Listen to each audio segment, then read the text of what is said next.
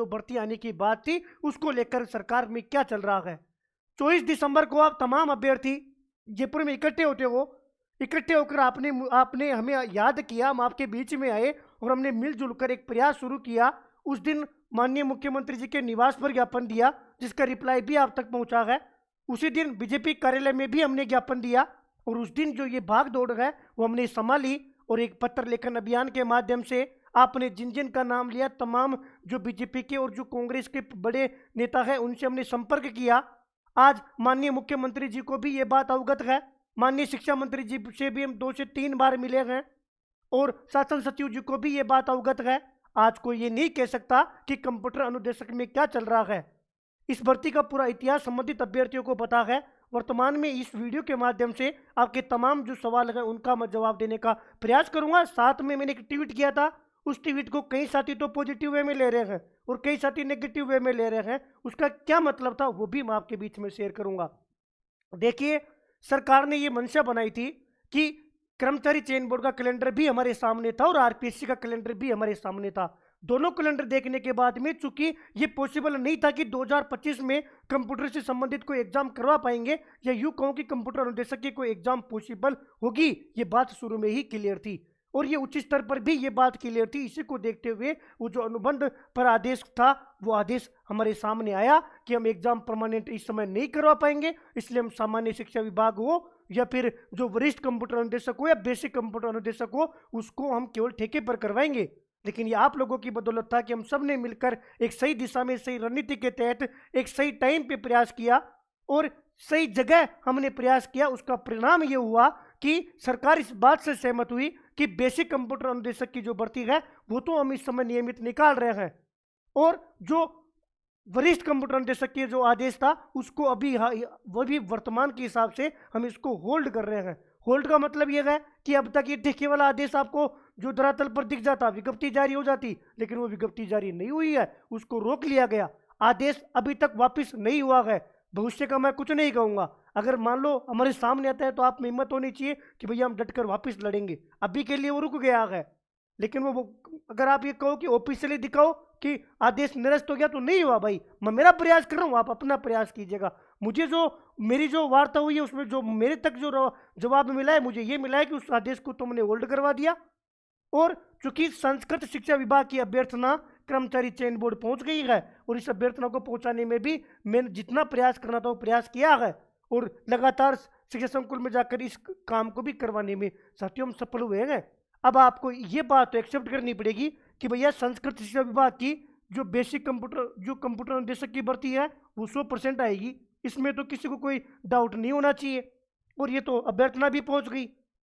अब सरकार से सहमति बनी है कि सामान्य शिक्षा विभाग की जो भर्ती है उसको भी हम इसी के साथ करवा देंगे। उसका रीजन ये है कि भाई साहब सरकार ये कह रही है कैलेंडर खाली नहीं है और जब हम एग्जाम नहीं करवा पाएंगे तो हमारे जो अभ्यर्थी है उनको कंप्यूटर शिक्षक चाहिए, तो फिर वो शिक्षक मिलेंगे ही नहीं। अगर आप ये चाह रहे हो कि सब एग्जाम नहीं करवा पाए तो फिर तो हम इसको ठेके पे देंगे। उससे अच्छा ये था कि ये भर्ती भी किस में शामिल हो जाए, इसी में शामिल हो जाए। अब मैं ये कह रहा हूँ कि सामान्य शिक्षा विभाग और संस्कृत शिक्षा विभाग दोनों की एग्जाम एक साथ होगी। आप तो इस बात को मानते हो कि एक साथ होगी तो मतलब सामान्य शिक्षा विभाग में भी कुछ ना कुछ पद तो देखने को मिलेंगे।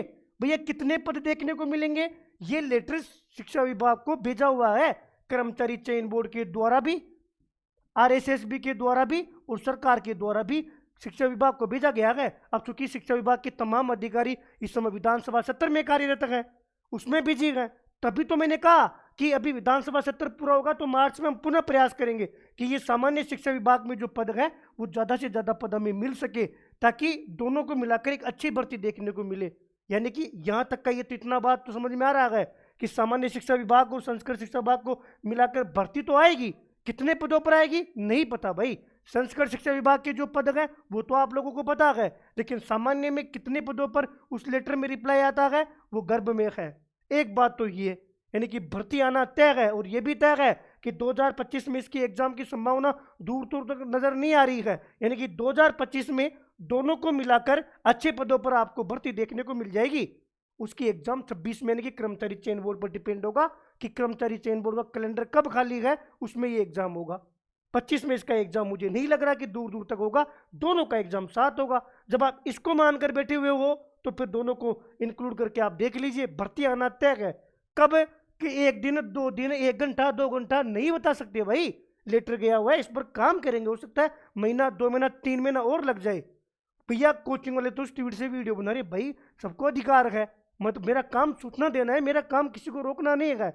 मैं जो अपडेट दे रहा हूँ उसके पीछे तर्क है, वो धरातल पर प्रयास करके दे रहा हूँ। आप भी प्रयास कीजिए, आप भी स्वतंत्र हो, आप मेहनत कीजिए और ये चीज प्रूव कीजिए कि अनुमान भैया आपने ये चीज गलत जानकारी दी है, हम गए हमें ये रिप्लाई मिला। आप प्रयास करोगे ना तो आपको ये सारी बातें कहीं ना कहीं आपके भी जहन में आएगी। मैं किसी भी व्यक्ति को नहीं रोक रहा, मेरे से जितनी मदद हो रही, हाँ मैंने कोई काम किया और उसमें आपको तकलीफ हुई हो, किसी 5 आदमी को बुलाकर जेकर लगवा दिया हो, किसी के जेब से 1 रुपया भी खर्च करवा दिया गया हो, और मैं कंप्यूटर निर्देशक की मांग कर रहा था, इस दौरान किसी भी ग्रुप में किसी भी जगह किसी भी प्रकार से किसी ने पैसे मांगे हो, किसी प्रकार से किसी का यूज हुआ हो, गलत तरीके से आपको अनुमान किसान ने खुद के जेकारे लगवाए हो, किसी भी प्रकार से आपका यूज हुआ हो, मैं जिम्मेदार हूं। लेकिन साहब अगर छाप सभी से ईमानदारी से मैं मेरा काम कर रहा हूं तो भाई साहब मुझे सच बोलने का अधिकार है। कल मैं कह रहा हूं कि वरिष्ठ कंप्यूटर अनुदेशक है, इसका जो 837 पदों पर था वो आदेश अब ऑफिशियली तो वापस हुआ नहीं है। मैं तो खुद प्रयास कर रहा था कि सरकार उसको ऑफिशियली वापस ले, नहीं प्रयास में सफल नहीं हो पाए क्योंकि बीच में विधानसभा आ गई। विधानसभा आ गई तो भाई साहब ये हमें आश्वासन मिला है कि इसको हम होल्ड कर रहे हैं, वर्तमान में इसको रोक रहे हैं।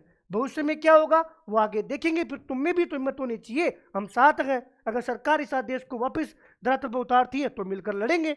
आपने और हमने तो संघर्ष तो किया ही नहीं, अभी तो केवल मैं और मेरी टीम के साथ अकेला हमने तो प्रयास किया है। आपसे तो सोशल मीडिया पे तो साथ मांगा है, धरातल पर तो आपका साथ मांगा ही नहीं है।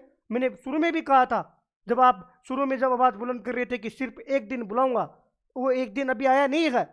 तो जिस दिन मान लो मैं प्रयास कर रहा हूं कि बिना आए बिना आपका समय गुजरे ये काम वापस हो जाए, लेकिन बाई चांस अगर 1% भी ये हमें देखने को मिलता है वरिष्ठ वाला, सामान्य की माथापड़ी तो भूलो, ये काम तो 100% हो गया। एक जीत तो हमें मिल गई है कि ये सामान्य का काम तो हमारा हो गया। वरिष्ठ अगर आप लोग ये कहोगे कि भैया 837 पद सरकार का ये कहना है कि हमने होल्ड कर लिया है, अगर सरकार होल्ड कर लेती है अच्छी बात है।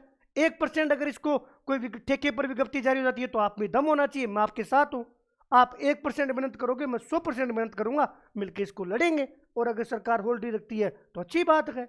और सामान्य शिक्षा बाकी ये अपडेट है, यही बात थी। कई साथी कह रहे हमें प्रूफ दो, हमें वो दो। भाई हवा में बातें नहीं करता अनुमान किसान, मेहनत करके काम किया है। 1.5-2 महीने जितना प्रयास किया, सोचना एक व्यक्ति घर से सुबह कितने बजे निकलता होगा और कितने बजे आया होगा। अगर 1 दिन का 1000 रुपये भी खुद का खर्चा मानते हो, गाड़ी लेकर हर एक नेता से मिलते हैं 2-4 घंटे का समय लगता है। जो हमारे साथ थे अरविंद भाई, जो लगातार साथ था, अगर वो बंदा कह देगा ना कि भैया हमें प्रूफ दो, मैं अरविंद भाई को प्रूफ दे दूंगा। वो मेरे साथ था भाई, उसको पता है।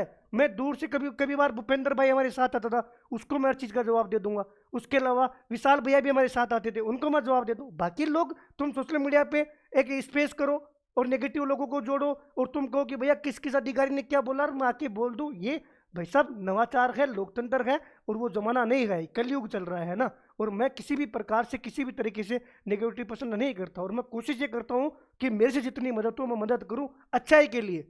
आप अच्छा मत बोलो, लेकिन फिर मैं चाहता हूँ कि भाई साहब बुरा भी मत बोलो। आप कुछ ही मत बोलो, लेकिन कम से कम बुराई काम करके बुराई सुनना मैं पसंद नहीं करूंगा, है ना। क्योंकि मैं काम करता हूँ, काम में कमी हो आप मुझे सुझाव दो। आप लोगों से सुझाव नहीं मांगे हो तो अवगत करवाओ। मार्च के जब जैसे विधानसभा सत्र खत्म होगा मैं मेरे हिसाब से काम करूंगा। मैं ये सामान्य शिक्षा विभाग में जो पद है उसको लेकर प्रयास करूंगा। साहब कितने पद है या मैक्सिमम पद है, क्योंकि कई साथी कह रहे थे कि भैया अगर पिछले जो पद खाली थे उन पर ही आती है तो फिर ओबीसी को उनको नुकसान होगा। मुझे पता है, उस पर भी मैं काम करूंगा। सरकार कुछ बीच में निर्णय अगर अपने खिलाफ लेती है तो फिर आप साथ दोगे तो धरातल पे काम करेंगे। और आप सब स्वतंत्र हो, आप अपने स्तर पर अपने एमएलए जो आपको करना है आप अपनी तरफ से प्रयास कीजिएगा, मैं मेरी तरफ से प्रयास कर रहा हूँ। बिना दाग धब्बे, बिना भीड़, बिना किसी को परेशान किए आपका यहाँ तक काम करवाए। 1 दिन में कोई भर्ती नहीं आती है ना, कब भर्ती आ जाएगी कोई नहीं बता सकता। 4 महीने लगे, 5 महीने लगे, इस साल तो एग्जाम होगी भी नहीं। एक चीज तो ये क्लियर है, और भर्ती आना तय है ये भी क्लियर है। तैयारी करो, सरकार धोखा करेगी तो आप साथ आना, मिलकर लड़ेंगे। उम्मीद करता हूँ कि जो मेरी एक्चुअल बात थी वो समझ पाओगे। सच्चाई एक्सेप्ट करो ताकि अच्छा लगे, और जहाँ दिक्कत हो और अच्छे लोगों का साथ देना सीखो। सवाल खड़ा खड़ा करना अलग बात है, मुझे क्या मतलब था भाई कि भैया कोचिंग वाले डाल रहे हैं आप मना करो, मैं थोड़ी मना करूंगा किसी को। सारे बच्चे तैयारी में लग गए तो लगेंगे यार भाई, बच्चे तो पढ़ने वाले पढ़ेंगे, और आप भी पढ़ो, मैं तो शुरू से कह रहा हूँ। आप पूछना विशाल जी जो मेरे साथ थे, मैंने फर्स्ट डे कहा था कि विशाल जी आप भी तैयारी करो, जब आवश्यकता पड़ेगी आपको बुलाएंगे। जब मैं प्रेस कॉन्फ्रेंस कर रहा था 10 बंदे नहीं आए थे, स्वयं विशाल जी इस बात का एग्जाम्पल है, 2 ही बंदे आए, इसलिए फिर मैंने अपनी जो दिशा थी, रणनीति थी, उसको चेंज किया। मुझे पता है ना कितने लोग आएंगे, कहना आसान होता है। उस दिन 10 लोग नहीं थे हमारे पास कि हम प्रेस कॉन्फ्रेंस कर सके, यह हकीकत बात है। आज कुछ भी कहो, लेकिन आधी लड़ाई जीत चुके हैं, थोड़ी बहुत ये रही है, ये भी 99% होल्ड हो गया है। मैं प्रयास करूंगा कि सामने नहीं आए, लेकिन 1% आ गया और आप साथ दोगे तो इसको भी लागू नहीं होने देंगे, ये भी मैं आपसे वादा कर रहा हूं। धन्यवाद।